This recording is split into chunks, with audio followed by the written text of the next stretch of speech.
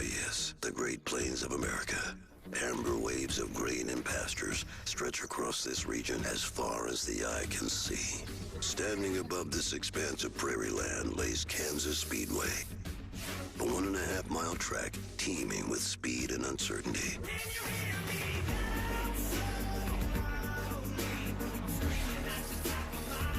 Today, the best in the ARCA Menard series will battle it out at fierce speed and inches apart.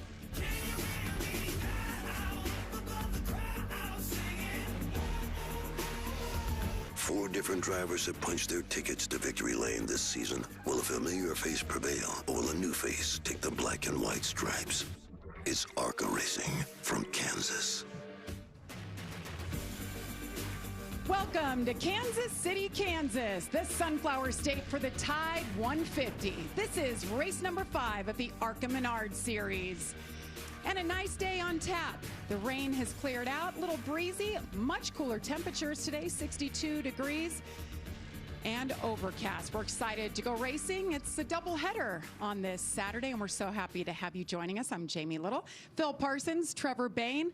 Well, we've got a lot to talk about. These guys were on track all day yesterday, but when it comes to winning, Phil, it's been all about the part-timers this season. What about our regulars? Any of them on tap for you? I'm waiting for one of the regulars to say, okay, this is going to be my season. Remember a season ago, Jesse Love won 2 of our first 4 races, led in 3 of those. He said, I'm the guy to beat this season. And he was. He won 10 races out of the 20 we had, but nobody has stepped up yet. As you mentioned, no regulars have won any races. Andres Perez was the guy that I thought maybe preseason was going to be the one to say, okay, I'm going to be the Jesse Love of this year, but he hasn't gone to victory lane yet. He is leading the points, but he's got a teammate, LeVar Scott. Both those drivers were in the top 5 at Dover. Both of them are starting at the top in the top 5 here. So that's going to be a great effort for them, I think. But this is a guy, Greg Van Alst. He's only 1 point behind, but he has not qualified very well, only 18th, so he has his work cut out for him. So I'm still waiting for one of those guys, and maybe it's going to be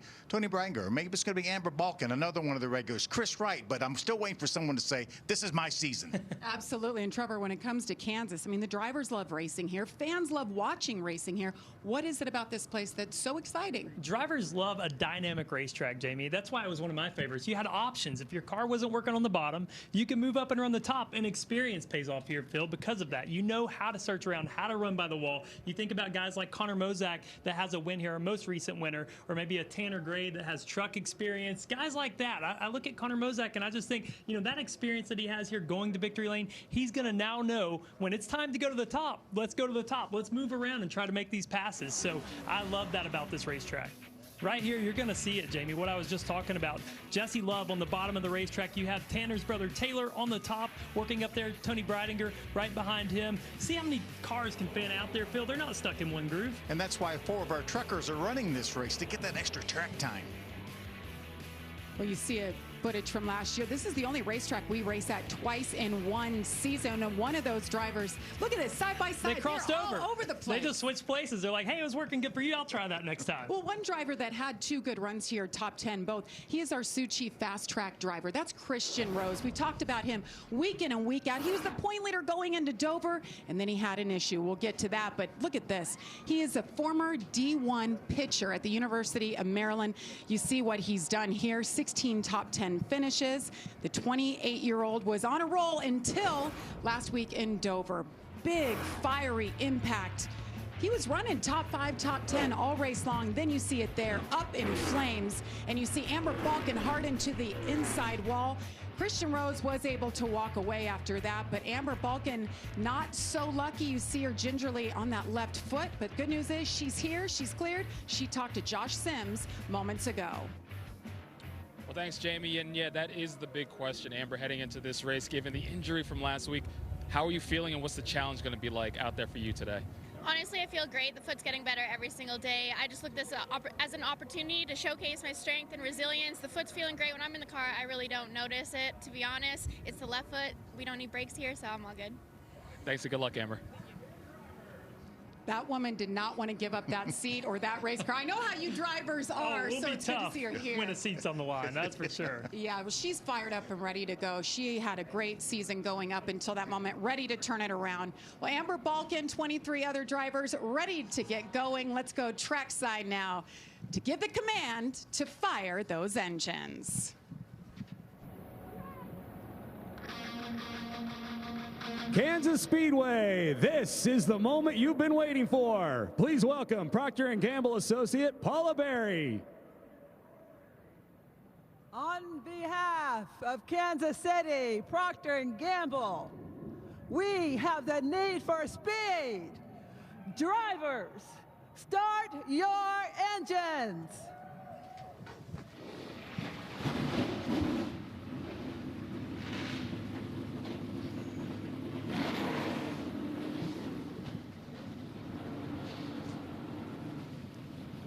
As we get ready to go here, let's take a look at the point standings. It has been shifting week in and week out, and right now, Andres Perez with just a 1-point advantage over Greg Van Alst. Yeah, Christian Rose, after blowing that right front tire door, has dropped down to third, only 13 points behind the long season left. The thing I see when I look at this is the 20 and the 18 are missing, Phil. That's because they have different drivers every week. We could expect them to be at the top otherwise, or up there somewhere mixing it up in this points battle, but this is great for our regulars right here. Certainly been fun to watch that. Well, you know, all these drivers, this is all they wanted to do their whole life. But if they weren't race car drivers, what else would they like to do? Here's the General Tire driver profile.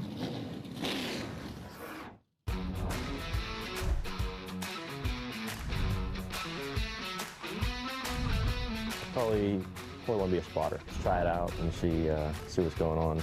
I have no idea what those guys do, but they do a good job. I feel like a spotter's so cool because you get to kind of watch the race as well as kind of root on your driver and help them along the way. I think that's kind of a cool and neat part of a race team. I'd love to be a spotter. I mean, I always thought it was a really cool job, stand up top. I feel like you're on the radio, you're intense with it, you got to be on your game. Probably the flagman. It'd be pretty cool to be over the top of the cars when they come by. If I couldn't drive, it'd probably definitely be the flagman. I think crew chiefing would be fun. But if I switch with the camera guy, I think I could get some cool videos and pictures too. So maybe one of those. I think it would be fun to be like a PR person or like a photographer. I love getting up in people's business and like taking photos. So I feel like I have the easiest job out of all the jobs in racing. Crew chiefs, engineers, so smart. I don't think I got the brain or mathematics for that. Probably like videographer, photographer, because I feel like I'm a little creative, so I think that could be fun. I don't know. I'm with Amber and Tony. I think I'd want to be a photographer too. I love the creativity of it. How about you, Phil? I think I'd like to be a NASCAR official or an ARCA official. Really? I would. I feel like you two are very inspiring. I cannot believe nobody said they wanted to be up here in the booth with Jamie Little and Phil Parsons. What's up with that? Thank you. You know, aspirations, and here you are, Trevor. Here I am. That's Checks right. All because of you guys.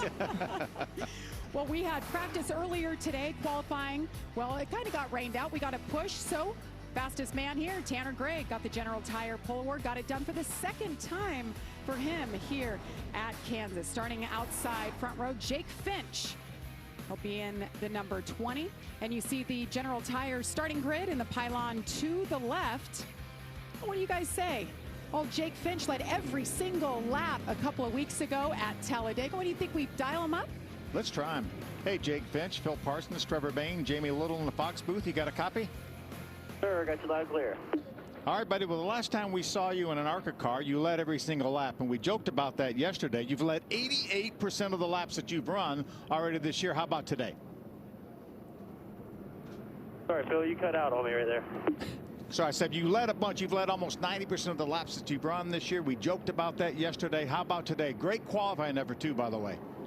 Yeah, thank you. I feel like we got a good race car. You know, yesterday we struggled a little bit, but got a lot better today, and got a good spot. I think we missed a little bit qualifying on my end, but I think we have a good shot at that day. And if it's been going like it's been going, I think if we can just execute and do our job, I think we'll have a good day.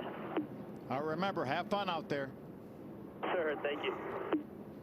Well, of course, yeah, Shannon Rush on the box. That team won this race in the spring a year ago, so certainly they're going to be tough to beat. How about this? How about the track description? Yeah, this is different than that track you talked about, I believe, every lap on. That was maximum fun, but this track here is 1.5 miles. You see the turns are 17 to 20 degrees. They added that progressing progressive banking here in 2012 when they reconfigured this racetrack, and that's why we talked about the drivers loving it. You see 10 degrees down the front stretch, 5 degrees on the back.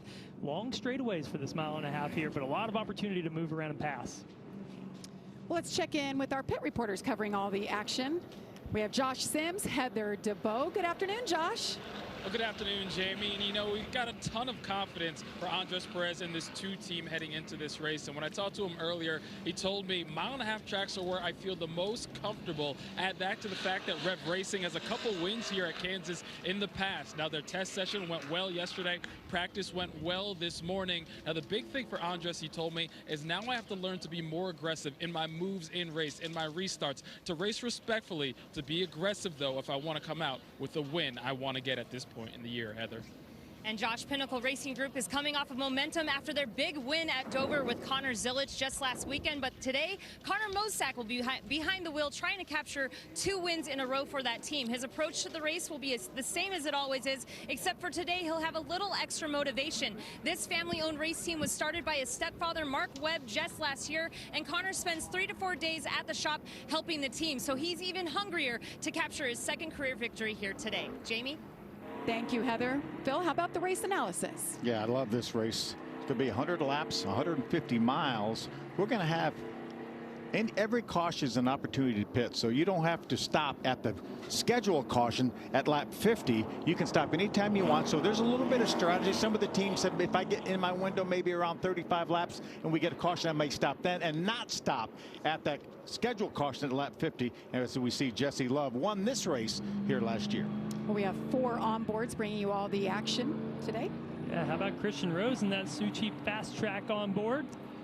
Ryan Roulette, ESF active duty pilot. Manny Chick in this 74 here, starting in 17th, a little further back. And we're racing at Kansas as the 18 with a great start. Tanner Gray, Jake Finch tucks in behind him as they head into turn 1. Fanning out, we talked about how wide they can get right off the start. 2, 3 wide as they exit turn 2. Tanner Gray with a great start there, getting that lead. He said, Jake Finch, I'm not going to let you lead every lap this weekend. Chris Wright got loose. He did. Running in the 4th spot. Balkin getting into the back of him, moving him up again. He's going to lose a lot of track position here. Started in 3rd. That was a great qualifying effort for this group, but right away, all the way back, almost outside the top 10.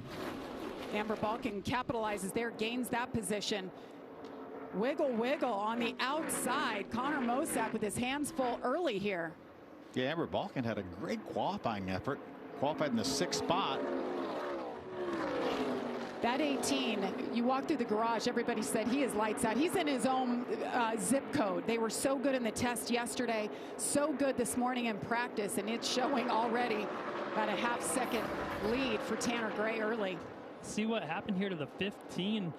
Got inside of LeVar Scott there, just gets loose off the bottom, and once Amber gets there, that's really going to pack that air. Obviously a little bit of physical contact and all that momentum stalled. When they're wide open, Phil, any little bobble is going to kill that momentum. And that's why Amber lost so many positions. She got hung in behind Chris Wright. Amber back there in the 8th spot right now. I tell you what, that 18 car is not wasting any time building his lead. Already checked out to 1.5 seconds over Jake Finch there in 2nd.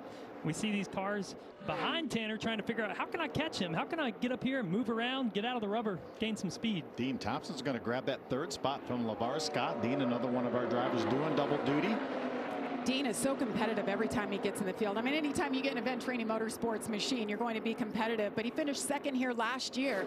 Certainly one I thought about coming into this race. And caution is out for the first time. Glimpse of Ryan Roulette. This is the General Tire onboard. So caution out for the first time. Just 4 laps in to 100 laps.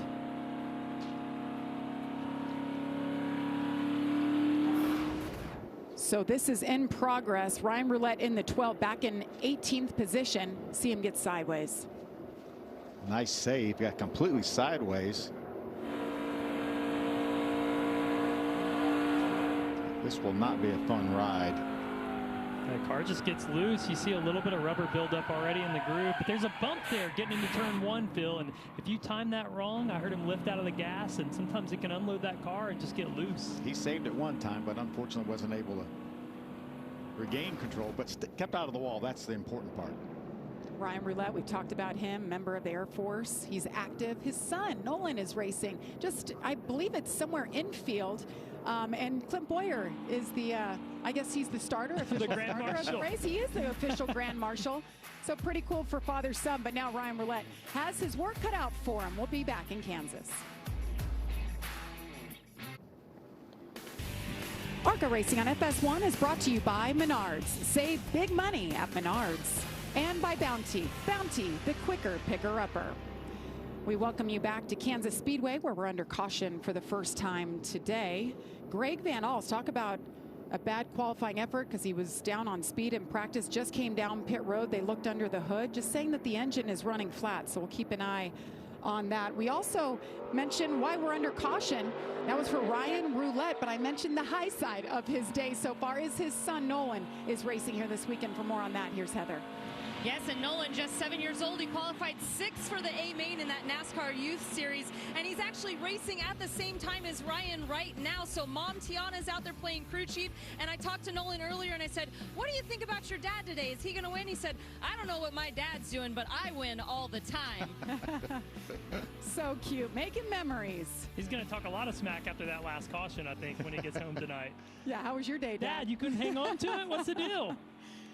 All right, so we're about to see the first restart of the day, and Jake Finch in the 20 didn't have a great initial start, and I know he told me Jesse Love has been texting him everything to do and don't do. Trevor, what does he need to do on this restart? Well, obviously launch a little bit better there, Jamie. He got beat pretty bad on that last restart, but Kansas is a tough place where it's all about momentum, so if he beats him to the throttle by just a little bit, it amplifies. By the time you get to turn 3, it just magnifies it. So you want the car behind you to get a good start as well. You're trying to time that and just roll into the box right there with them and launch when they launch. That's the best you can do.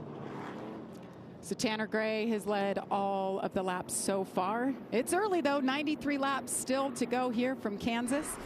See them warming up their tires. It's about 62 degrees out, so certainly not the warmth that we're used to when we come to Kansas. About 20 degrees cooler than it was last year, so that's going to change the dynamic of this race a lot. And from yesterday when they had that test session. Tanner Gray, Jake Finch, another great restart by the 18, so good at it. You see the 55, Dean Thompson capitalizes, jumps right into second. Yeah, that looked like a really bad restart there by the 20 car of Jake Finch. I'm not sure, maybe going from 2nd to 3rd, it just looked like it stumbled a bit on the initial throttle or maybe going to that first shift. Yeah, I'm not sure if he spun the tires or he got a push from behind, which turned him sideways. Andres Perez battling Andy Jankowiak. Andy having a great run at Dover last week. Really good for him, good points day. See, Connor Mozak now has moved up into the 3rd spot, and we talk about his win here last October in that 18 car. The car that finished 2nd to him is the one that he's driving here, the family car, the 28. Well, and that 28 car's got some momentum after winning last week at Dover as well, so got to look for him to keep making it better. Obviously in practice wasn't where he wanted it to be, but they've got a lot of laps here to dial it in. Shane Huffman, the crew chief there. They were so thrilled with how last week went with Connor Zilic, trying to do it again. Let's watch the restart. See him trying to keep it right on his door, and it just looked like on the initial start he didn't go great, and then that allowed the 6 to get to his bumper, and once the 6 hit him, he did get wheel spin, but initially I didn't see a lot of wheel spin there. It just looked like it stumbled on initial throttle. That was going to be interesting to see whether he spun the tires and then got hit. Michael Maples off the pace, yeah. And he's another one of our full-time drivers. He'll be able to make it down pit road, no problem. As Tanner Gray wasting no time again, just about a 2nd lead over Dean Thompson. Battle for 12th. Christian Rose, Marco Andretti, you see right there in the 17. Busy month for Marco, getting ready to run the Indy 500 for the 19th time. Meanwhile, he's running ARCA, running some truck races. That's Ryan Huff, the 10 car, who has logged up several top 10 finishes in his limited amount of time in the ARCA series. And I would say for that 17, it's a little bit different running the wall here than it will be at Indy the rest of this month. But, you know, as we look through the field here, I want to know what's going on with that 20 car. Josh, you got any information on those restarts? Well, yeah, Trevor, we saw a little trouble for the 20 car off of that restart. But the biggest thing for Jake Finch right now, he keeps coming over the radio saying that car is super tight. That's got to be difficult to do when the team is asking him, hey, you got to run up towards the fence. He had been running the bottom. They said, we got to move up. We're going to make up more ground if we get up there. How difficult is that to do, Trevor, when your car is super tight?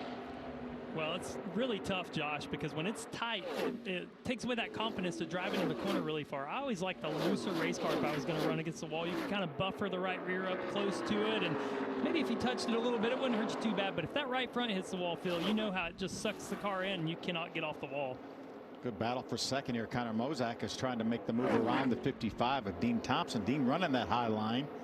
All that truck experience running up there is certainly helping him. And remember, Jake is brand new at these type of racetracks too. He just turned, he's not even 19 years old yet. So it took me a while to get comfortable running against the wall, whether my car was tight, loose, or whatever the case may be. I had somebody, a good friend, Michael McDowell, tell me when I was like 19 years old, he said, hey, I was never brave enough to do it, but I think you should just waste a race bouncing off the wall and go up there and figure out where the limit is. And I did it. I trusted him. So I spent a whole race bouncing off the wall. And from there on, I had it pretty well figured out. Dean Thompson. You know, it's hard to believe he's never won an ARCA Menard Series national race. So maybe today is the day. As we said, he's so competitive when he gets in these cars. It helps him with the trucks, and I think the trucks help him here in the ARCA Menard Series. And you mentioned he finished second in this race last year and was running extremely well, battling for the lead, and had a flat tire in the second race. So good at this racetrack. And you talk about the confidence running the ARCA race, how that helps the truck series. Both of those drivers in truck practice today were inside the top 6 off the truck, and that's just from getting those laps from the test day yesterday and then the practice today. But we talked about it. Were these guys going to move to the top quickly? And by lap 14, all the top cars are in the top groove. We see Tony Breidinger here in the second lane trying to search around a little bit. Tony Breidinger in the 25, a little bit different look. She usually has all her different sponsors, just white. I think they're looking for a little bit more sponsorship to get them through the rest of the season. Riding on board with Chris Wright, her teammate. Just running in the 10th spot. This is the General Tire on board for Chris. Saw him get really loose from that third position early. I'm sure he's just trying to work up that confidence now to get back up there through the field. A lot of off throttle time for Chris right now. His lap times are almost a second slower than Tanner Gray, our leader. Well, Tanner Gray continues to lead. He'd only led 16 laps in his previous 17 ARCA starts, guys. He's already led first 16 laps of this race and counting. Heck of a battle right here for 12. Marco Andretti, Tony Breidinger. Marco's had a tough go of it. Just trying to get a solid race, start to finish. No issues, no mistakes. Remember, he was running in the top 10, just outside of the top 10 at Dover last week, and then had some issues as well. And that's what you talked about right there. You saw him running on the bottom. You saw cars up top. That battle, and whatever your car is doing, you can adjust on accordingly. Here goes the 25, trying to drop to the inside to try to make up some ground on the 17. Marco hanging in the top. And you'll see that yo-yo effect. You see the 25 gain ground, entry to center, but the top is all about the exits. You don't really need to maximize the entry. It's about getting the throttle early, making these straightaways really long, and keeping that momentum up. Working lap 19 here at Kansas. It's been all about Tanner Gray. Can he hang on and get his first career win in the series?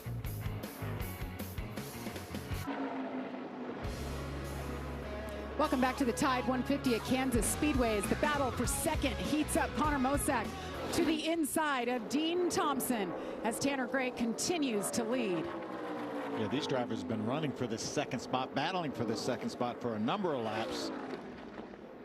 I think Connor has a little faster car right now if he was able to get by Dean Thompson, but Dean's doing a nice job using the top of the racetrack. Saw Dean get pretty loose there and trying to keep that momentum up as Connor keeps peeking down. Connor's doing it right. You want to get about a half lane low as we watch this view from Ryan Roulette's on board, but you see him peek out to the left, and he's just trying to get clean air on that nose and get up there to Dean Thompson. If he can get within about a half car length, that'll make Dean loose. So that's what he's trying to do. Just close that gap, entry to center, get Dean loose and be able to make that pass. But so far, Dean's been able to hold him off. You see those guys passing by. Greg Van Alst already a lap down. The struggles continue for our guy second in points. Yeah, second in points, just 1 point back, and he's been on the struggle bus since yesterday, just having an issue with the engine. Says it's just not running like it should. He's back in 16th, as you mentioned, just went a lap down. We'll Well, back in 15th, Mandy Chick, our local lady, back in action. She is our founding rookie spotlight. 22 years old from DeSoto, Kansas. Top 10 here in the fall. Her dad owns the team. They actually owned a truck team for a couple of years back in 02 to 04. And I know her family, her friends always come out in droves to support her. Had that top 5 finish last year at Daytona. Huge moment for her and that team. Well, it's already been a big week for Mandy Chick. For more, here's Heather. Yes, it has, Jamie, and she just finished her senior design project with NASA, and they won an award for best in their department and best in their class, but she graduates later this month from Rose-Hulman Institute of Technology with, get this, a bachelor's degree in mechanical engineering, a minor in economics and entrepreneurial studies, and a master's degree in engineering management. And you see her there with her classmates with that award that they just mentioned, and I think she might be the smartest person I know, and I think some race teams might want to hire her after she graduates. Such an intelligent woman. Racing's always been in her blood, but she's getting educated. She is an engineer. I mean, to get an award for NASA and what they created this week, well done. And she had an internship last summer with General Motors up in Detroit.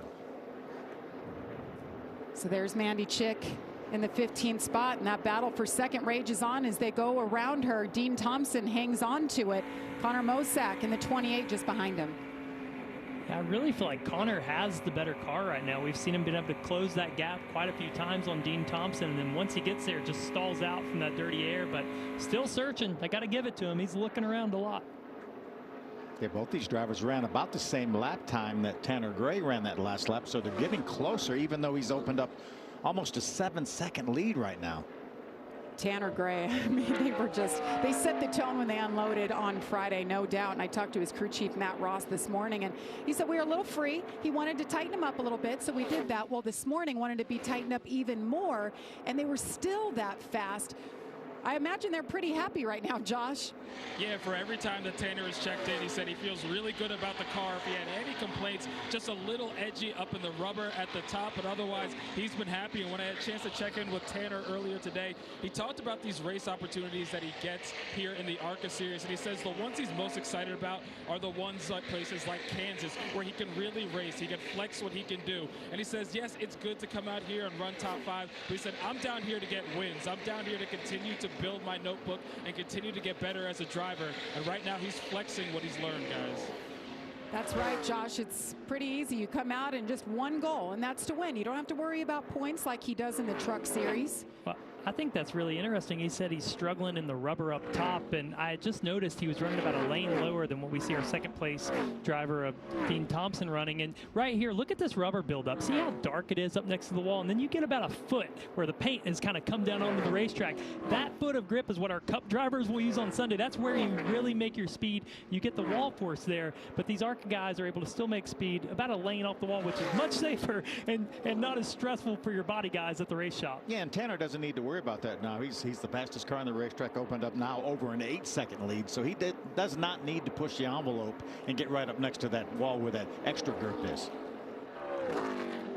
Tanner Gray already lapped up to 10th place. Andres Perez, the last one, hanging on to the lead lap.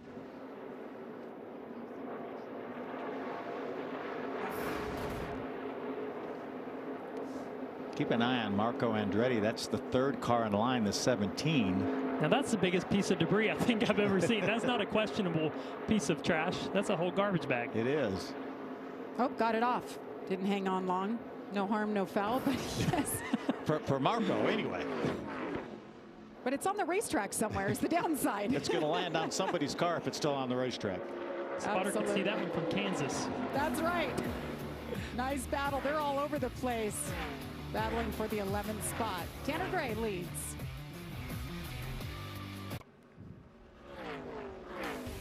ARCA Racing on FS1 is brought to you by General Tire. General Tire delivers the freedom to explore.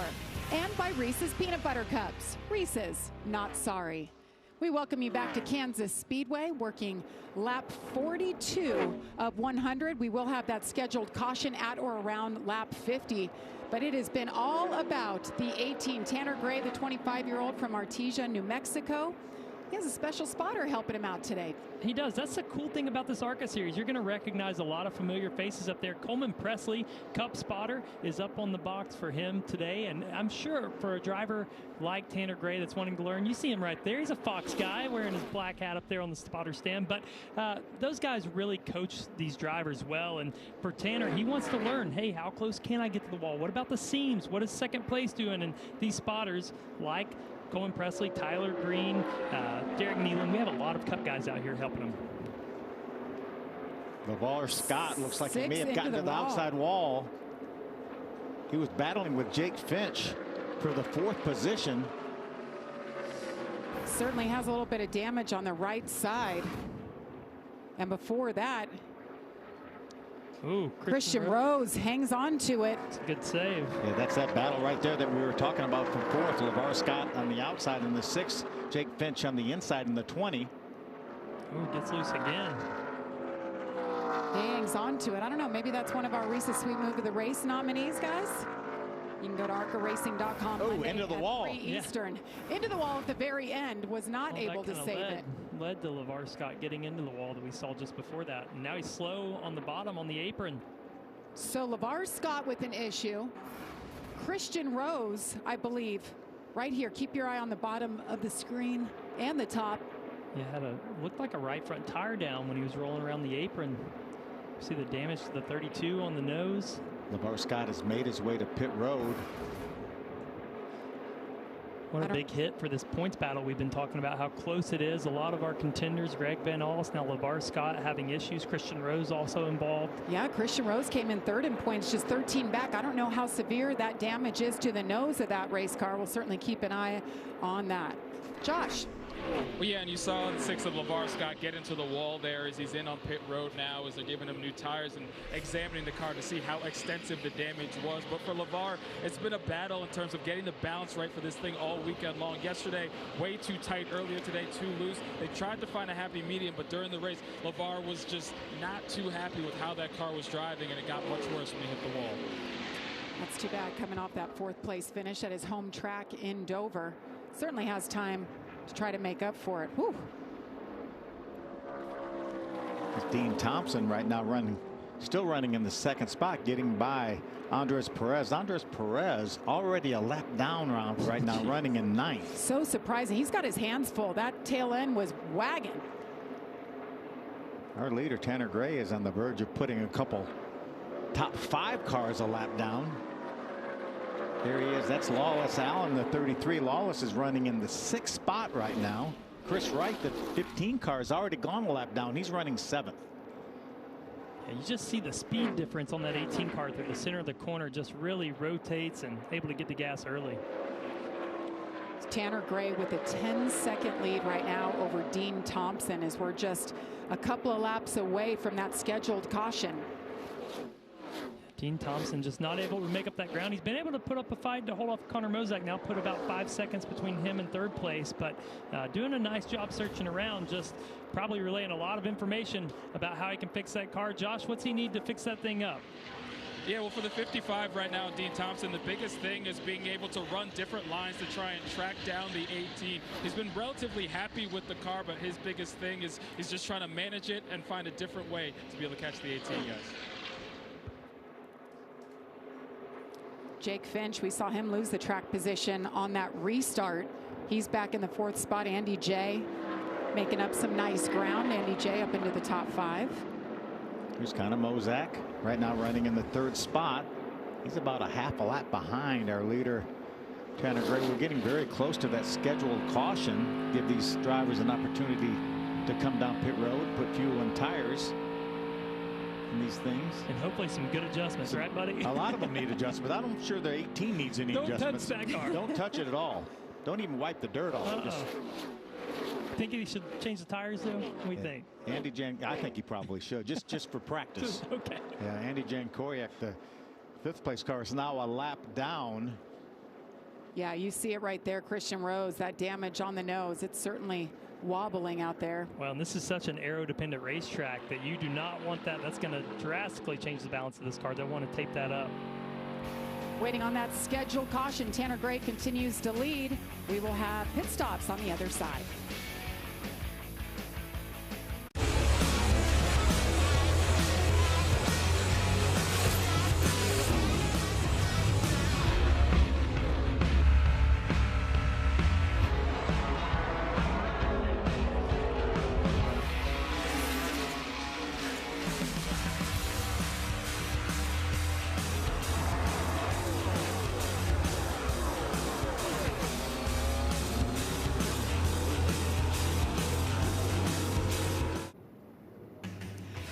FS1, the NASCAR Cup Series, gets ready for 400 miles of full throttle action right here in Kansas. The pre-race kicks things off at 2 Eastern.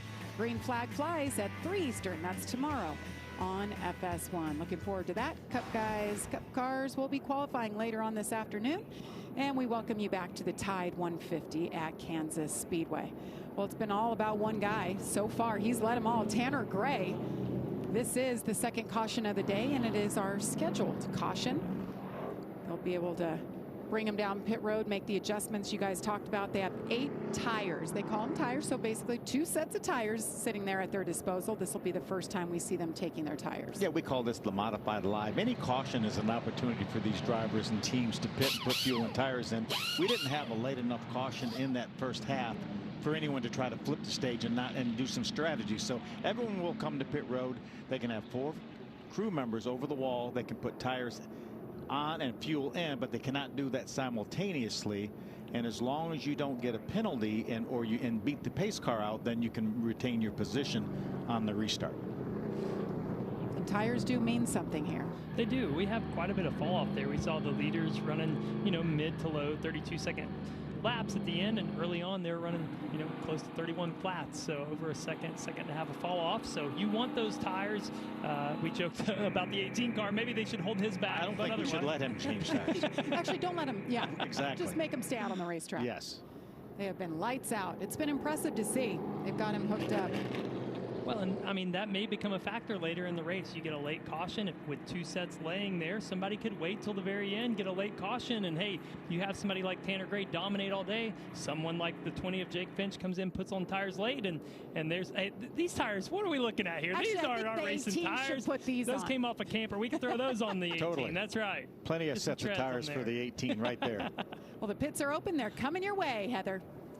And the 28 of Connor Mosack will be the first one down pit road here for me. And he's saying that the car is just too tight. He starts off good for those first 15 to 20 laps, and then it just swaps to the other side of the balance. So they're going to make an adjustment to free him up. Josh? Well, that's the same issue for Tanner Gray, who's led every single lap so far in this race. He said the car starts off very good. He gets to about 20 laps, and that's when it gets about 1 number too tight. And then when he gets to 40 to 50 laps in, it gets about 2 to 3 numbers tighter. He doesn't want to be loosened up too much, but otherwise he's happy with that car, Heather. For Lawless Allen in the 33, he said he's way too tight on entry, too tight off of 4, and just plowing. So they're going to make a big change here to loosen him up. 4 rounds up on the track bar and air pressure. For Dean Thompson in the 55, he's a runner-up finish here last year at Kansas, and the big thing for him has been trying to track down that 18. He's been trying to run different lines all day long so far to figure out how he can catch him. He said, I need more lateral grip for the short run, and I need rear lateral all the way around if I want any shot of catching that 18. Jamie?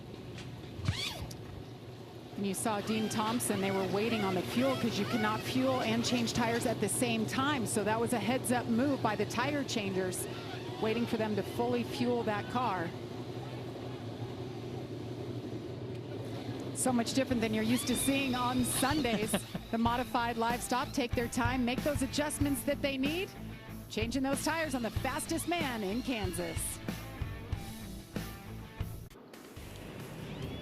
Welcome back to the Tide 150. Going to break, Tanner Gray was in the box. You saw him changing tires, but before that, a little bit of an issue, a long stop. Well, we were talking about he barely beat the pace car back out, and that's the only way that you can get penalized is to not beat the pace car back out. But you can see him struggling with this gas can. I'm not sure that he feels like that car is taking any gas, because when he backs away, he notices the weight of the can is still heavy. They actually go back behind the wall and grab another can because they knew they had to change tires. And you see the jackman or tire carrier say hurry up or whatever, but look, this should take about what, 6-7 seconds maybe to empty a can into one of these cars. He's going to go back and get a different can. Hopefully they feel like they got it full then, because they're going to eventually come over and change tires, Josh. Well, yeah, and you guys are spot on with that. What happened was I just talked to crew chief Matt Ross, and he was saying that first can, they were having an issue getting it to flow. So then they told him to just change, go to the second can. The minute they went to go to the second can, the first can started flowing, so they filled that and then went to the second can. And that's what it was, just slow fueling the car right there. You see them talking things over. So 44 laps to go, hoping they got it full. We also had another issue, Lawless Allen on pit road, fueling issue as well. Yeah, and they actually make a gas man swap here. You see him putting his helmet on to go over and try to get this thing fuel after the first guy couldn't get the can to plug. Same issue, and he's actually back on pit road right now live as we watch this. And you know, they actually never got the fuel in the car and lost a lap while he was on pit road. And he lost a lap, Heather, while they were trying to do that.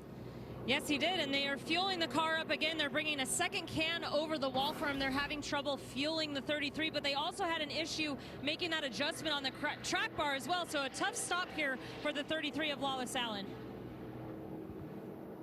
So some issues happening on pit road. You know, these are modified live stops. That obviously saves the team some money by not having these high-paid, highly skilled athletes that go over the wall. So it's a mixed bag down there on pit road making these adjustments and changes. It's mostly the shop guys, right? The ones that travel with the car, that work on it, you know, the car chief, whoever goes over. And, you know, normally it's not a big deal, but when you can't get fuel in the car, or if you lose a lap because the pace car is coming, then it becomes a big deal. Yeah, I think that was more of a car issue than a can issue on the 33, but who knows? You know, obviously it cost him a lap. He was running in the top 10. Now he finds himself 2 laps down. Well, it's already that time. We're going to take a look now at the Richmond mid-race report, see what happened so far. Tanner Gray led 56 laps. Andy J shown as leading 1 lap.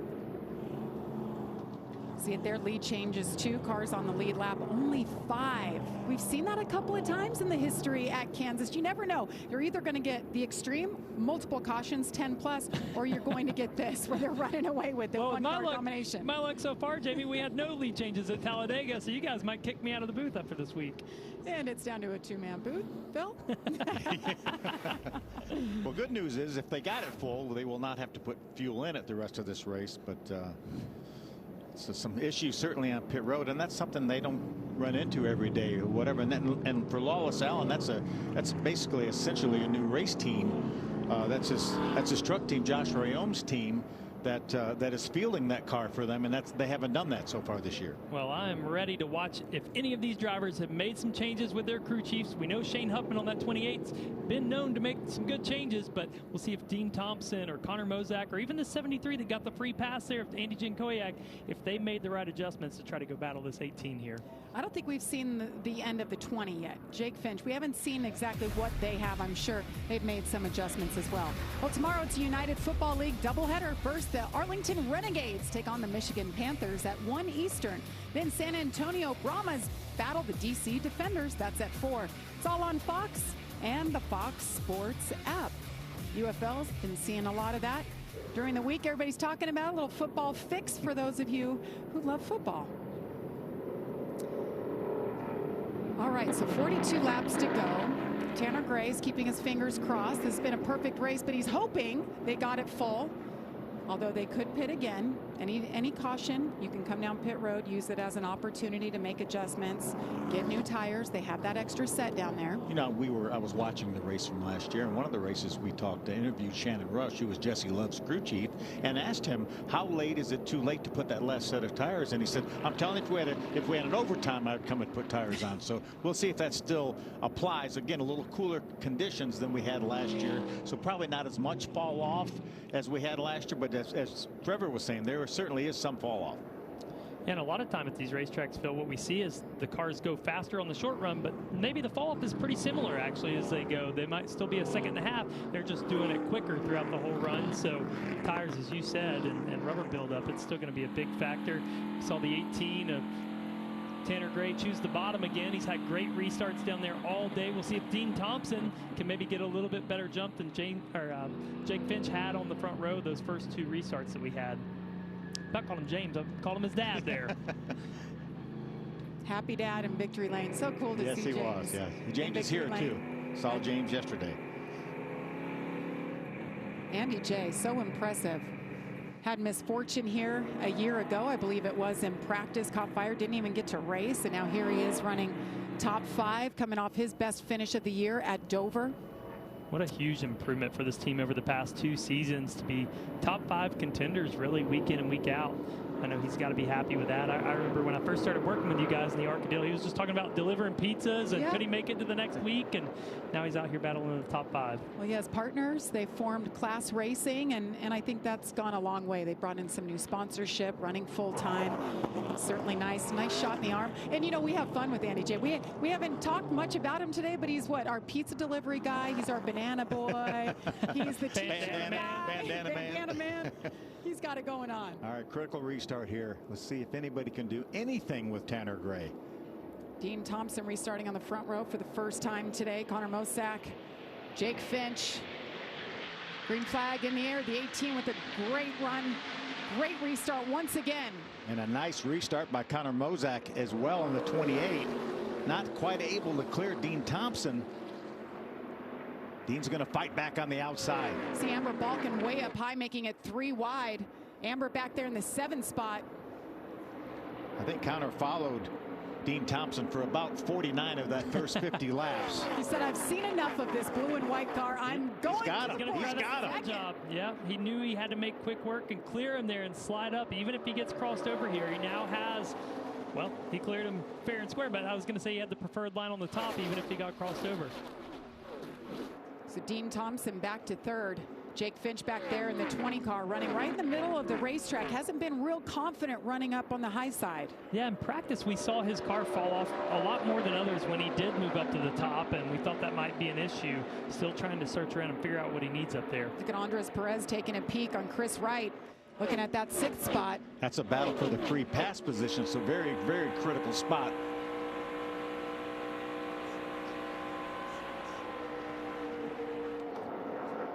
Just had contact there off of turn 4 between the 6 of LeVar Scott and the 17 of Marco Andretti. They have been battling all day long. It was for the 12th position for a while. Now Marco up to the 10th spot. Here's what happened. Marco's in the 17. See LeVar get really loose here, but still able to get to his outside. As Marco gets loose as well. Ooh, very close. It was. Remember the problems that LeVar Scott had earlier with that flat tire and getting into the outside wall. That puts him 3 laps down, one of our full-time regulars down in the 16th spot. Marco will run 14 ARCA Menard Series races in total. This is his 4th one so far this season, looking for his first top 10, running 7 truck races. Tony Breidinger working the bottom, trying to get by her teammate Amber Balkin. Not used to looking for that white car, that plain white car for Tony Breidinger. I'm sure she'd love to see something on there every week, but normally it's got those fire flames on it from Raising Cane's. Good battle here. Battling in the top 10 right now, running 8th and 9th. Remember, Amber has that injured left foot. She said not an issue. She's putting it behind her. I know after practice she went and iced it. She's got a special insert in her driver boot, but she's been quiet about it and is hammered down. She did not want to miss this race, did not want to turn over the reins to anybody else. She's happy we weren't going to Martinsville or somewhere like that with these ARCA cars this weekend. That's right. She really has done a nice job. She was doing a nice job at Dover and really did a great job avoiding Christian Rose when he cut that right front tire, because she was right there and had to react at the last instant and missed him. Unfortunately, made hard contact with the inside safer barrier. Amber with 2 top 10 finishes this season. 7th at Talladega is her best. And right now, Amber Balkin running 8th. Tony Breidinger just behind her in 9th. Tanner Gray continues to lead. 34 laps to go from Kansas.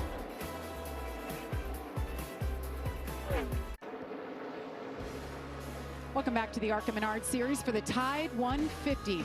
Jamie Little, Trevor Bayne.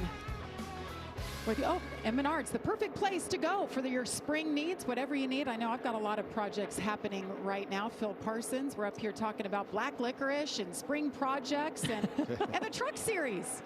Matt Crafton's truck ready to go for tonight. We've got a doubleheader of racing today coming at you. Speaking of candy, how about another Reese's Sweet Move of the Race nominee, perhaps? Yeah, I'm way more a Reese's fan than black licorice, Phil. Let's go with this. Watch Marco Andretti, the 17. LeVar Scott, the 6, trying to go around the outside. Marco gets a little bit loose. Just barely avoids the 6 of LeVar Scott.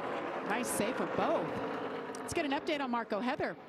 And just after that save, Marco came over the radio and said, man, these guys are a bunch of squirrels. But Bruce Cook told him, hey, man, take a deep breath, refocus. You're doing a great job and learning a lot. And when I talked to Marco earlier today, he said he really wanted to learn how to ride the top line here at Kansas. So that's what they focused on during practice. And Marco running in the 10th position right now as we have 26 laps to go. Tanner Gray continues to lead about 5.5 seconds over Connor Mosack. Dean Thompson in the 3rd spot. Jake Finch and Andy J. During that commercial break, we were watching Tanner Gray, and he literally passed 5 lap cars in one corner. He went around the top of the racetrack, and that speed that 18 car has right now is pretty phenomenal. I think he hurt like 2 or 3 of them's feelings. I saw him come to pit road the next lap after that. They're like, whatever. I said, it can't be that fast. I can't be that slow, whatever the case may be. He's in Missouri. They're still in Kansas. Yeah, I don't know where I'm at. I said Kansas earlier. We're somewhere in Kansas City, one of the states. Kansas City, Kansas is where the racetrack sits. But we stayed in Missouri. Is that right? Oh, trouble.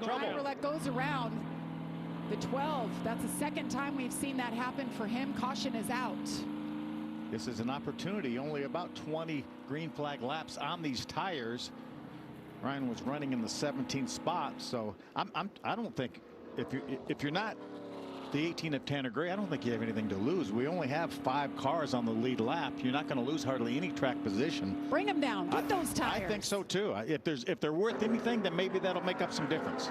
And we've seen this 12 car be so edgy into turn 1. This is the 2nd time we've seen him go around, and obviously the air is not helping him there from the 99 car, but wow, that car is just very loose and on edge turning down into the corner. Yeah, Michael Maples, that 99, did a very nice job avoiding Ryan Roulette.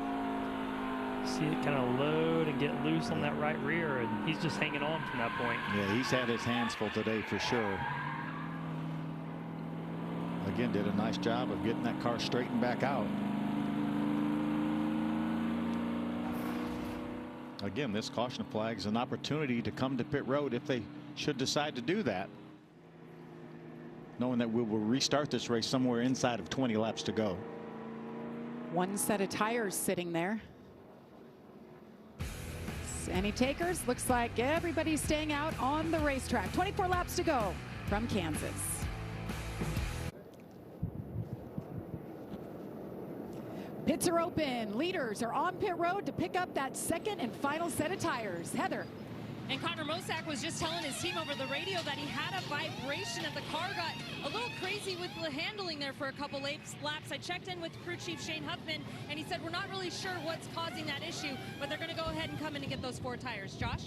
Well, for the 18 of Tanner Gray, remember they had that issue getting the fuel in on pit road last time. Looks like everything went smooth this time around for Tanner, just saying that car is getting a little edgy in the right rear. That was his biggest complaint. Otherwise, they've been pretty dominant in this race. As far as the 55 of Dean Thompson, he said, I need more turnability. This car, that is, keeps getting tight on me. Bill, Trevor, you guys like this call? I love it. Again, maybe if I saw the leader coming down pit road, I might have waited to see if I could catch one about 10, 15 laps later to have a little bit fresher tires. But he's had so much pace that I think these other guys are just trying to beat each other and not much worrying about the 18 of Tanner Gray. Laps are winding down. 22 laps to go. Who will reign victorious here at Kansas?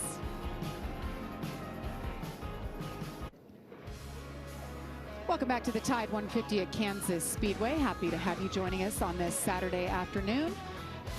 Overcast conditions, a little bit cooler, but we've got some campers out here. It's just absolutely packed in the infield, on the banks, on the outside of the racetrack. Looks really good. Today it's been all about Tanner Gray. 78 laps we just had. Modified live stops for the 2nd time today. Yeah, and a lot of our leaders opted to come down pit road, Phil. All of our leaders opted to come down pit road, as you see the 18 of Tanner Gray with his new tires. But the big winners on this, to me, were the ones you pointed out. The 2 car. The ones that took the wave around. The 2 of Andres Perez, the 22 of Amber Balkin, and Marco Andretti in the 17. Now all back on the lead lap. Let's get an update on Tony Breidinger. Heather, what are they saying? And was just talking to her crew chief, Kaden Lapsevich. I spoke with him earlier today on what their strategy would be, and he said, you know what, I'm just going to throw some tires at this 25, see if it'll help out the race car to get her a good finish. But one thing they've been working on today specifically is her corner entry. And I talked to Billy Venturini, and he said the corner entry and how she pitches the car is what we're working on. So, Trevor, can you speak to what it means to pitch the car into the corner? Yeah, Heather, as she goes down into the corner, this thing just wants to rotate, and you know, if you pitch the car in, basically it's planting the right front, the right rear wants to step out on you, so you really have to take care of that and manage that here at Kansas, especially when you're running up close to the wall. I'm a little surprised, I've got to be honest, I disagree a little bit with the call to put tires on there, just because now she's a lap down, possibly going to go another lap down, versus her teammate, Amber Balkin, is now on the lead lap with that wave around by not pitting, so we'll see how it plays out. You know, that may work out to have tires, but to me, I think taking the wave around there for lap down cars was probably their best opportunity to get back on the lead lap. I think that was a huge miss, because she would have been on the lead lap just like Amber and Marco Andretti. Now she finds herself a lap down, battling Lawless Allen and Greg Van Alst for the possible free pass if we get another caution flag. So we have another Reese's Sweet Move nominee. How about the 12 of Ryan Roulette? Not once, but twice today. How about this save? Different ends of the racetrack, but they looked almost exactly the same. He gets completely sideways, but doesn't quite go all the way around. Gets it down on the apron and straightens it back out. And here you see it. Get down on the corner and wiggle.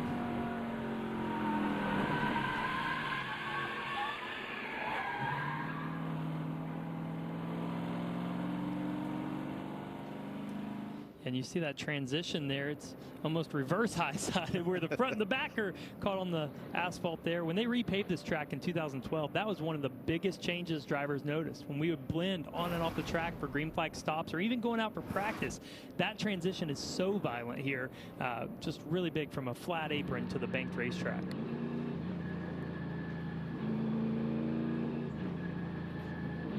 So it'll be 18 laps to go, the start-finish line.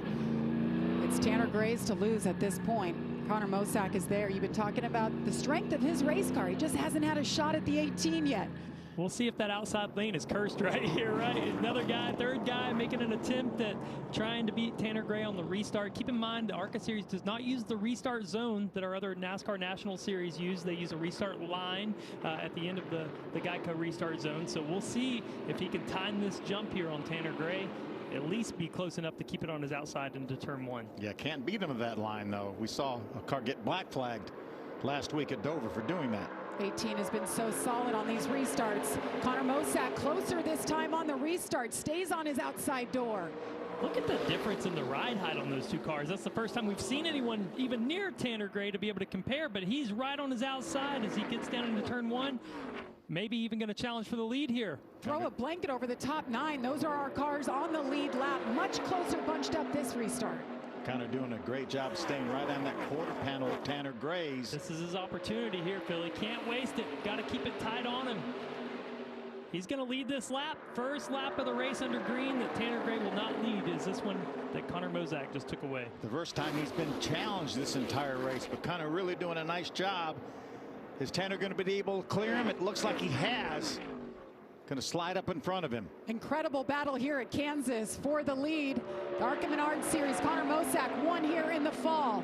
Tanner Gray in the 18 has yet to win in the ARCA Menard Series National Series. What a day it would be for him. See Tanner doing a great job of watching everywhere that Connor Mosack goes to try to block that air, as we have a battle here for fifth.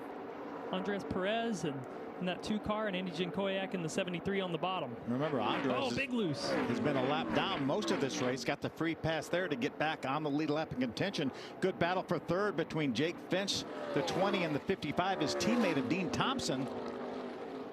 Nice move by Jake. This is the most movement we've seen after this last pit cycle. I think they made changes and got another quick chance to work on it some more, and a lot of guys making progress.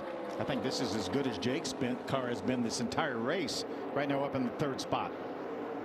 Made some nice adjustments to that 20 car. But Andy J has just been impressive to me, keeping it on the lead lap all race long, running top 5 right now. Amber Balkan as well back in the 7th spot, the 22. And you look at the teams that the drivers around Andy Jankoriak are from. You've got Tanner Gray from Joe Gibbs Racing. You've got Connor Mosack from the Premier Group, which is Shane Huffman's group that have won races in the last couple of years.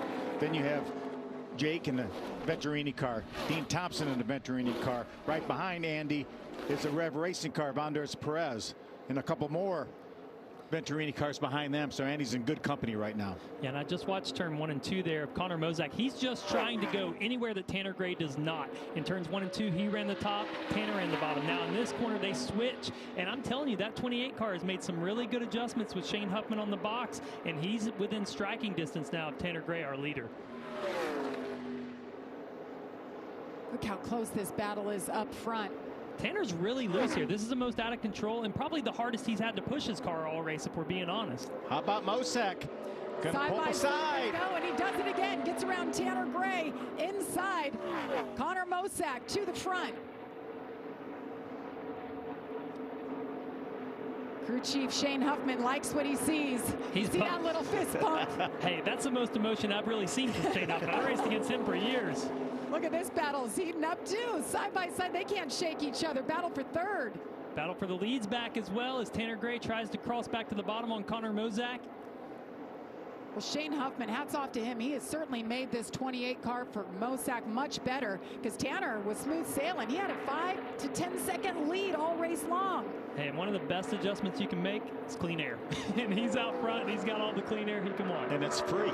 That's right. I don't know, it's pretty costly to get there, right? A lot of work. Dean Thompson trying to clear Jake Finch. Dean looking for his first career win. Meanwhile, ooh, nice crossover. Slide job, and now the crossover by Jake Finch. Jake Finch got the win a couple of weeks ago, led every single lap. Hasn't led a lap yet today. Hasn't had anything really for the 18. Practice. This is an awesome battle right here. They keep swapping.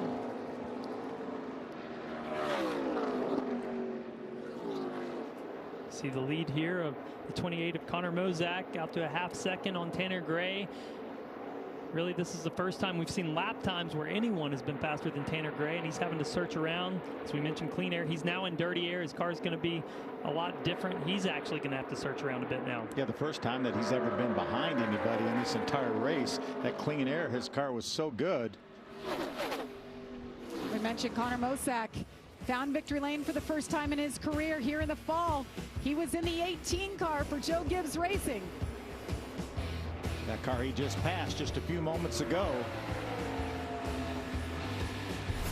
How sweet would that be? Driving for his family's team now, Pinnacle Motorsports, to be able to knock down the 18, the team he took to victory lane last fall. That was a big day for him. He's a road course driver. That's what he grew up doing, learning ovals the last couple of years, and to finally capitalize on it and get to victory. Still running full-time in the Trans Am TA2 series, but just announced that he's going to run a couple of road races for Junior Motorsports at Chicago and I think maybe the Roval as well. Tanner said, hey, you guys don't play the highlight reel just yet. He's closed that gap now, a couple tenths over the last few laps, trying to see if his car can come to life on the longer run. See Shane Huffman again there on the right. I'm telling you, he was one of the best drivers on short tracks growing up. We had a lot of battles together in the Pro Cup series, and cars very similar to these ARCA cars. So he's definitely a guy you'd want on your box in this series. Remember when he ran the Xfinity series for Junior Motorsports, but he was the driver that got out of the race car, went underneath and started working on it. Always knew everything to make these cars go faster. There's a crew chief for the 18.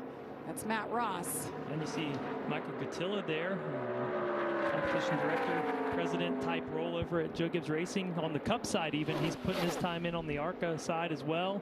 Just watching all these Gibbs teams go to work. They put a lot of effort into this ARCA program. Ooh, close to the wall off the corner for Tanner. It'll be 5 laps to go at the line. Connor Mosack continues to lead. Has led 9 laps today. Tanner Gray dominated earlier. All race long, actually led 86 laps. No, Tanner's going to be frustrated if he can't get to the 28 of Mozak here by the end of this race after dominating for so long. This is one of those things that makes it hard to sleep at night. So he's going to search around all that he can. Josh, what's going on with that 18? How did this 28 get by him and figure things out? Yeah, well, just a few minutes ago, Tanner got over the radio and said, I'm super free right now. He can't race the way he wants to in order to catch the 28. A struggle for Tanner right now. When he told me earlier, the big thing of getting in this 18 car is coming here for wins. I don't need to run second. I don't need to run third. I need to come out here and get wins. And right now, the car too free to do what he wants. We heard him talking early in the race about being too tight, and he was checked out. And I was in here thinking, let's not free her up too much, buddy. You're checked out pretty good. He's gotten pretty close to the wall a couple of times. This battle for fourth. Finch and Chris Wright in the 15. Remember, Chris got the free pass, and he's parlayed that into a top 5 run going here. 9 cars on the lead lap. Marco Andretti back in 9th, the last driver on the lead lap.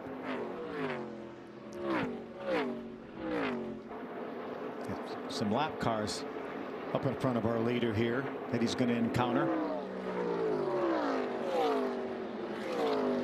They're staying well out of the way. It's Greg Van Alst, just not the day you come to expect from the 35 back in 12th. Hasn't been a pretty weekend, but he's getting those points. He's in the championship hunt. 2 to go. This is kind of that point on Sundays where you see second place try something crazy. Go up and run right against the wall. Go all the way to the bottom. Do something different. Do anything to try to catch that leader. So that's what I'm looking at that 18, trying to see if he's going to just try anything to catch the 28 here. Last-ditch effort. Mozak, Tanner Gray have just been in a league of their own. Dean Thompson was up there, right? Finch, but they just haven't had anything to compete for the win. Final lap. White flag officially out for Connor Mozak. He has to hang on for one more lap. Can he do it? Driving for his family's team. They got the win last week with Connor Zilic at Dover. Can they get it done with Connor Mozak? He knows how to get to victory lane, knows exactly where it is. Tanner Gray was all eyes on the prize. They made some good adjustments. Connor Mozak takes the checkered flag, second career win. There's his mom, big smile on her face, pump in the air. Tanner Gray brings it home second. Big high five. Well done, crew chief. That's why you don't quit. Nice adjustments. They came down, made that second pit stop, obviously did something to his liking. He was able to make his way around the 18, something that nobody else was able to do all day. We were trying to put Tanner Gray's name on the trophy because the dominating performance he had in the first half of this race. But as Shane was saying, they don't quit. They didn't give up. They made some great adjustments. There's Shane right there, and Connor Mozak's going to victory lane. That just shows that the adjustments are there if you find them, right? He was battling Dean Thompson for second, multiple seconds behind our leader at the time, Tanner Gray. Kept working on this car. Now he gets to go celebrate, do some donuts here in Kansas. Well, I know the whole garage was looking at that 18. They had that test yesterday, and he was just lights out. They were perfect. And this morning, same thing. We had a practice session. They didn't get to qualify. The 18 was by far the fastest, and everybody took notice. Remember, Connor qualified 8th. He started 8th in this race. 2 pit stops. They worked on it, made it better. Connor led 14 laps today, and of course, led the most important one. 2 wins in a row for this team as well after Dover, as you guys mentioned. Got to be sweet for Connor here. I know what it's like to win for your family and these kind of teams. I drove for my dad for years, and man, there's nothing like it. But to win with a smaller team like that, and you beat out Venturini Motorsports, you beat out Joe Gibbs Racing, that in itself is such a feat and something to be so proud of. Well, and to have done it with multiple different drivers. We said Connor won last week, but it was a different Connor, right? Connor Zilic won at Dover. They have all the Connors. They have all the Connors circled. See the agony of defeat on the right-hand side. Dean Thompson. He'll get one more shot at it. Truck race coming up. Good run for him, though. Finishing third for Dean. He's always so competitive. If he ran more of these races, I feel like his time is coming. A very happy driver right there. Connor Mozak, 25 years old, from Charlotte, North Carolina. He's going to be running the truck race later today. Yeah, I was going to say, that's the best part of it. He'll get to do it again tonight.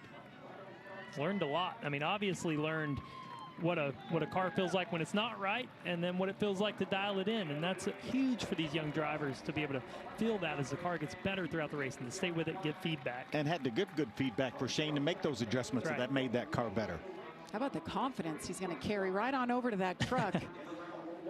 In a good truck as well. Those Spire Motorsports trucks have been very fast. Takes off the helmet. There he is. There's our winner, and he's with Heather DeBow. And Connor Mosack gets back-to-back wins for his family-owned team and back-to-back here for you here at Kansas. So you got your first career win last year, but this one's got to be special for you. Describe this one and how it differs in this moment. Yeah, this one means a lot. Obviously, you know, being able to do it back-to-back here with 2 different teams, and then to do it again with the family team, it just means a lot. I see how hard the guys work. Even on Sundays, they're there. It's awesome to see, and I'm just proud of this group, and it's awesome to get another one here. A lot to digest after that race, but you get to do it all over again later this evening in the truck. So what did you learn that you can apply to tonight? Because I heard your team tell you, go do it again later. Yeah, I kind of learned like when I'm free, kind of how to make speed, and then you know we got pretty tight there the second half of that first run, and fell back, and then I kind of figured out what the car needed to be fast when it's tight like that. So I feel like that's something that will definitely help us out tonight. Well, congratulations on the win, and go enjoy it with your family. Thank you. Tanner Gray comes home second, dominated this race, 86 laps led. Then you were unable to hold off Connor Mosack. What changed towards the end of that race? I just made a bad lane decision and let him get to us, I think. And then once he was by us, I was just kind of too tight to really get back to him. Thought being just a little bit too tight in the rubber, and once he was by us, I couldn't really get back to him. I felt like I could, match his pace, but couldn't really do much to get there, I guess. And then I'm kicking myself even more because I felt like the bottom had started to come back down here in 3 and 4, and just never really got an opportunity to get down there and run it. And obviously come to the checker there, I felt like I gained a lot to him just running the bottom. So I feel like if I could have found that sooner, maybe could have got back by him. But just disappointed in myself. Everybody from Joe Gibbs Racing brought a really fast number 18 Toyota Camry, and I didn't do a good enough job to be sitting in victory lane. You get to hop in the truck tonight. You get a chance at redemption for yourself. Anything can transfer over and use what you learned in terms of the raceability for tonight? Yeah, I think just laps in general always helps, right? Anytime you can get seat time, it's going to be beneficial. But just got to go get ready to hop in that thing and hopefully have a better performance in that than I did in this. Runner-up finish for Tanner Gray. Jamie? I know he's disappointed and frustrated, but that is his best career finish. He finishes second here at Kansas. Well, we'll have more from Kansas Speedway after this as Connor Mosack makes his way to victory lane.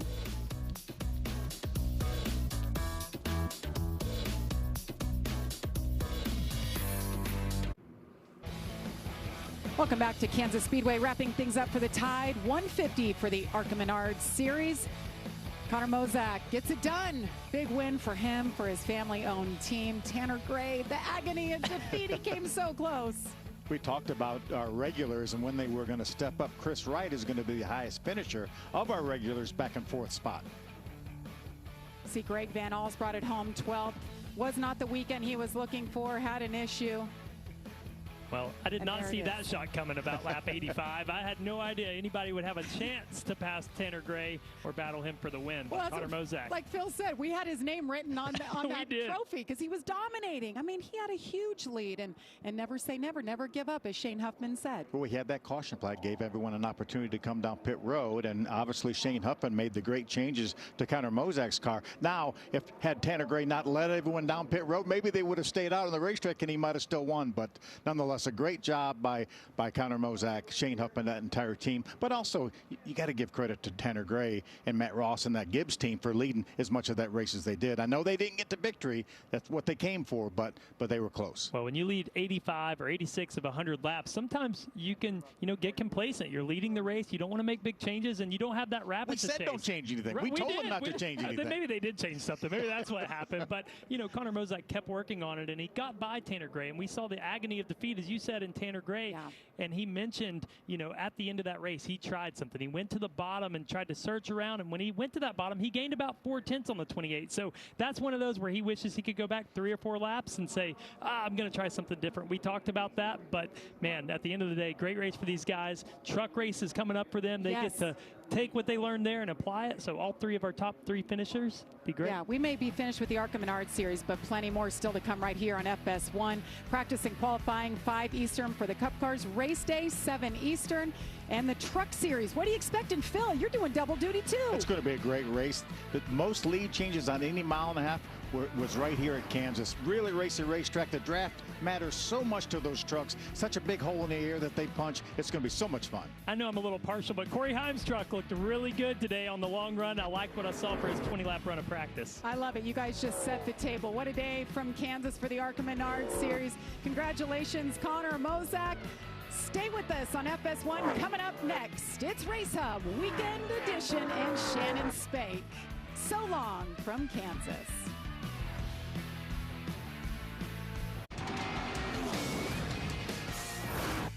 So the ARCA race in Kansas should have been called It's Not Over Till It's Over 150 because that's exactly what it was. You got Connor Mosack getting it done, leading just 14 laps after Tanner Gray just absolutely dominated on the day. 86 laps for him. It is the 2nd career win for our winner, 19th career start, as he's celebrating in victory lane. A big ol' win for Connor Mosack out there. Hi, everyone. Shannon, Eric, and Bobby here. Welcome to Race Hub as we get you ready for practice and qualifying in the Cup Series. And I got to think Connor Mosack, while he's won here at Kansas before, he's probably leaving here thinking he stole one, right? Well, he's not leaving. That's right. Double duty. He's got double duty. He gets to get in and try for 2 in a row here tonight in the Truck Series. But, yes, he absolutely feels like he stole one because Tanner Gray was lights out. To start the race, he had a 12-second lead. A 12-second lead, and he lapped all the way up to 5th place, Bobby. So I don't think anybody thought that Tanner Gray was not going to win that race. Yeah, I mean, I think we all talked about Tanner Gray engraving his name on that huge trophy that Connor ended up stealing.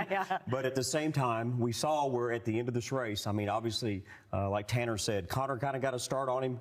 Let him have a little bit. Maybe if it would have been different if Tanner could have got in front of him, but didn't. But obviously, you know, Tanner did a lot of the work all day by lapping all those cars, and for Connor to steal it at the end, you could see the results in Tanner's voice, how disappointed he was. Tanner, Connor, a lot of errs, right? But there was a lot of errs out there. And, you know, listen, we heard it's Tanner Gray's, his best finish of the season, right? But is this, or his career best, I should say, is this a consolation for him? I know you get a chance to work with him pretty closely. Absolutely not. I mean, when you show up to any racetrack in a Joe Gibbs Racing ARCA car, you think you're going to go there and win, and then that's the expectation. And so he did everything right, leading all the way up to that final restart, right? And so, you know, I think, you know, fastest in practice, qualified on the pole or started on the pole and led the first 86 laps of the race, really in dominating fashion. And that was the expectation. And I think that it caught everybody by surprise, including Tanner. So the fact that it is his best career ARCA finish is zero consolation prize. How difficult is it now to regroup? Because we've just mentioned that these guys are both doing double duty. So he's now got to regroup and get ready for another race later today. Yeah, you know, obviously, you know, the disappointment, we heard it in his interview. And, you know, like Eric said, I mean, you know, you don't expect to come here. He expected to come here to win. And even though he hadn't won one yet, but I do think that they will regroup. You know, I think he's got the rest of the afternoon and kind of sit here and watch a little bit of practice and qualify in the Cup. Get ready for that truck race. He's got to get his head back in the game. They do start back in the field a little bit, he and his brother side by side. But, you know, it's a learning process. The whole ARCA series is about learning, you know, and he lost one today, and he'll learn from that and get better. And it'll relay into tonight, and he'll remember that. And every race that he runs, he gets better and better. So just a matter of time, but at the same time, it does sting for the day. Yeah, Mosack and Gray, of course, the first 2 finishers at the ARCA race out in Kansas. Here's a look at the top 10 from that 150-mile race. You got Dean Thompson and Chris Wright, Jake Finch rounding out the top 5. What about Amber Balkin? She is with Josh Sims. Amber Balkin comes home with a top 10 finish here, but the big question is, how's the foot? How are you feeling, and what was that race like battling that? Yeah, the foot's throbbing. When we're in race trim, I don't notice the foot at all, but on those restarts, having to use the brake to keep the RPMs up definitely was feeling that on the left foot for sure. But all around, solid top 10. I really wanted to get that top 5, but also just wanted to have a nice, clean race, and we were able to do that with the Icon Direct 22 today. Aside from the injury, how important are these top 10s you keep coming home with, and just the growth in your career? Super important. We're going for a championship this year, and championships require solid, consistent finishes. Doing all the laps so I can learn as a driver and improve, and top 10s, consistency wins championships. So good for our guys. The less work they have to do in the garage, the better. I want to keep them happy and keep Icon Direct happy as well. Thanks, Amber. Great finish for Amber, and you see her sitting in the car because you know she's battling through that injury as she just spoke. How hard is it to sort of put that aside, or do you forget about it when you get in that race car? Yeah, typically I can only speak for myself, but I always forgot about it. If I was sick, if I was battling the flu, if I was battling an injury, you get in the race car and you get so focused on the task at hand that you don't even think about whatever's ailing you. And I'm sure the same was for Amber today, but great job. Yeah. Another top 10, 3 top 10s this season for her, coming off of a very violent crash at Dover where she hurt her foot. You saw she was sitting in her race car still, so she didn't have to put weight on her foot. So yeah, it was a great day for her. I love her confidence too, right? When you hear her say, I'm going for a championship this season. That is confidence right there. Your advice to her would be what coming off this 8th place finish? Yeah, well, I think this is huge because, again, like Eric said, talked about, she's got 3 top 10s, but the worst one is coming off of last weekend, the injury. So she's bounced back, had that top 10, but I think the confidence that she has in her voice, she knows that she's got an uphill battle. She's working towards this championship, and her team, and they keep finding things to get better. She wanted a top 5 today, but she got a top 10, and I think all those things are little hills to climb, and she keeps climbing them, and she's doing a great job. And obviously, racing today with what she had happen last weekend, that was a hard hit. Yeah, we watched that last weekend. It's like, oh my gosh. So yeah, to bounce back just from that this weekend, going to another fast racetrack is huge. All right, let's hear from another one of our top 10 finishers. Heather DeBow is with Dean Thompson. And Dean Thompson brings it home for another top 5 with that 3rd place finish. Dean, you're really good here at Kansas. What more did you need at the end, and what were you lacking? I think we're just lacking short run speed. The 18 was better than us on raw pace, and I'm going to sneeze. Oh, we're good. No, the 18 was just better than us on raw pace, and it showed, all race. And when we had that last caution, I felt like we were going to be pretty good, in good shape. But when I needed to make it happen, I couldn't. Just unlucky situation with the cars around me, and I feel like if we could have got up there with 18 and 28, we could have made it happen, but got held up, and that's what it is. How do you apply this extra seat time to the truck race later tonight? It was super helpful. Those last few laps, I was giving it 100% just to see how the track was reacting and how it would react to the rubber, and just getting ready for the truck. So I feel like the ARC cars helped me a ton. I always run better in the truck when I race this, so it's been a ton of help. Get the guy a Kleenex, right? I mean, have you ever had to do that? Have you ever had to sneeze during an interview? I don't know. I've done a few interviews, so I don't remember all of them. But yeah, it's certainly allergy season, right? The pollen's in the air, and the weather in Kansas has been crazy, the wind. So I'm sure there's some pollen stirred up out there. There's been plenty of times off camera that I've been like this, holding my nose so that I don't sneeze. Dean Thompson finishes 3rd. You heard Heather ask him, how does this apply to the trucks? I mean, they're different vehicles. So what would you say could transfer? Well, I think just the confidence. I think the confidence will transfer over. There's a lot about the car and the truck that are very different. The line on the racetrack where he was running, if he was running up against the fence, is probably very similar to what he'll run in the truck race tonight. The fact that you move around throughout the run, where you start the run kind of running the line on the bottom of the racetrack in both corners, and then as the tires wear out, you move closer and closer to the fence.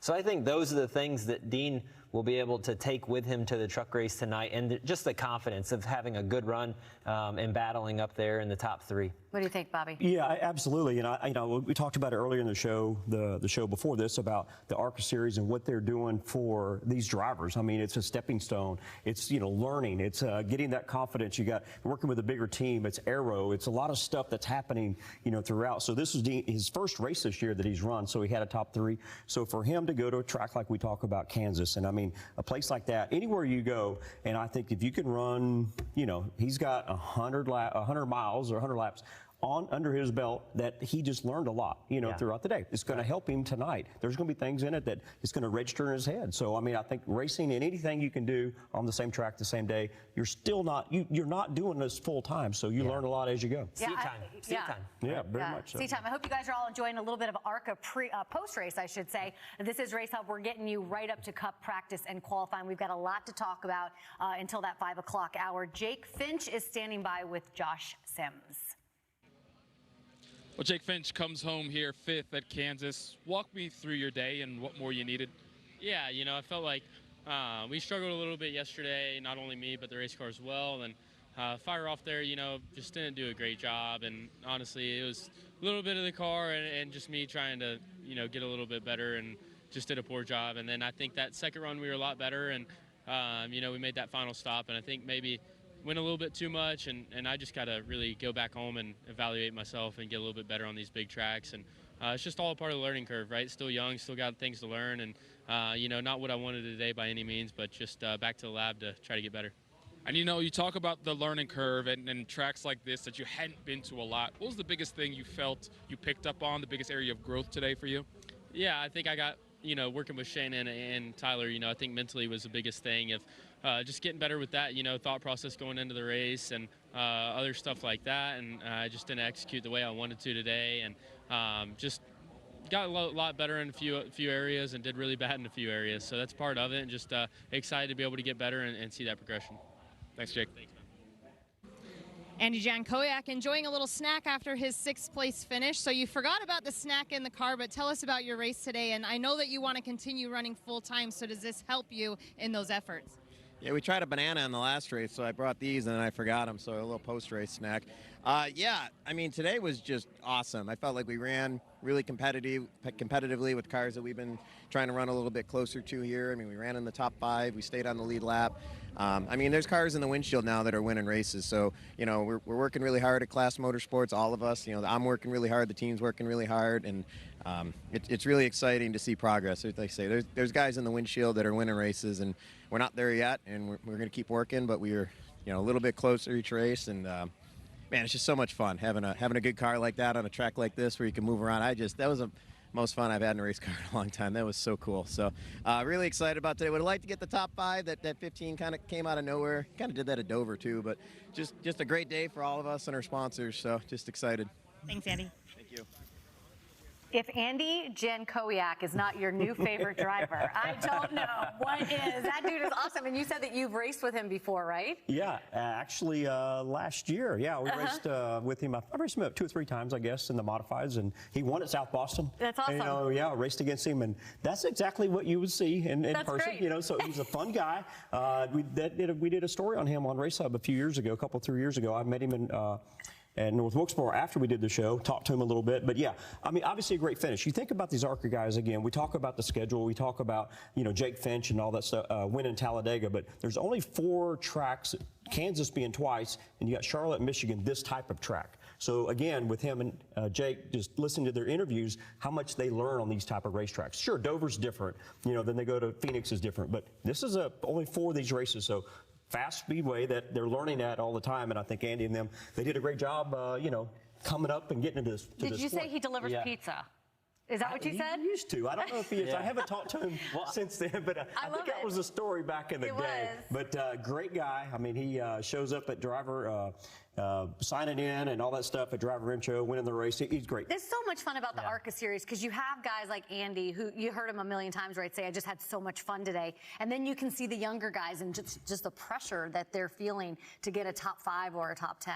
Yeah, well, I'm going to have to talk with Andy about his pre-race nutrition because last week he needed a banana in the race car, and this was only a 100-lap race at Kansas, and he had snacks in his car and forgot to take them. So, but one thing I will note, looking at his stats here, best career finish of 7th last week at Dover, then does one better as for 6th here at Kansas. So really, making gains and moving in the right direction, him and his team.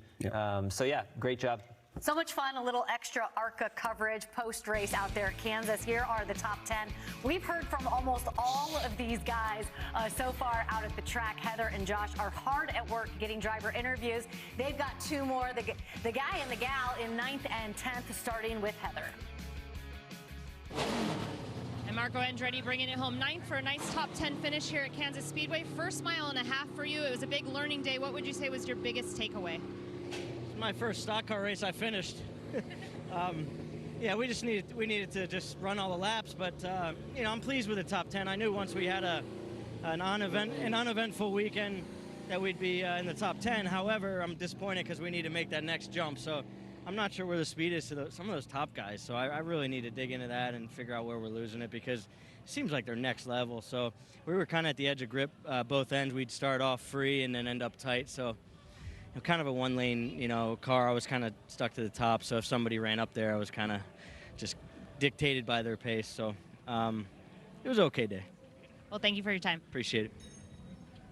And Tony comes home with a top 10 finish. Bring me through your day and what you were battling out there and what you felt good about. Yeah, I feel like I was kind of battling myself most of the day. I feel like the car was really good all day, and I just had some learning to do, made some mistakes early on. But yeah, I feel like I learned a lot that I can take away into Charlotte and hopefully have a bit of a better result. In terms of a place like Kansas, a place you've had more starts than some of the other tracks, what's the biggest thing you've learned and grown? Yeah, honestly, this is kind of like my struggle track, which is funny because I have had, you know, the most starts here versus some other tracks. But yeah, I think here just, you know, being really disciplined with like your throttle and like your steering input. I feel like that's kind of what hurt me a little bit in qualifying today. So yeah, I feel like I'm always just learning how to like navigate the air and just little things throughout the race. So yeah, lots to take away from here. Thanks, Tony.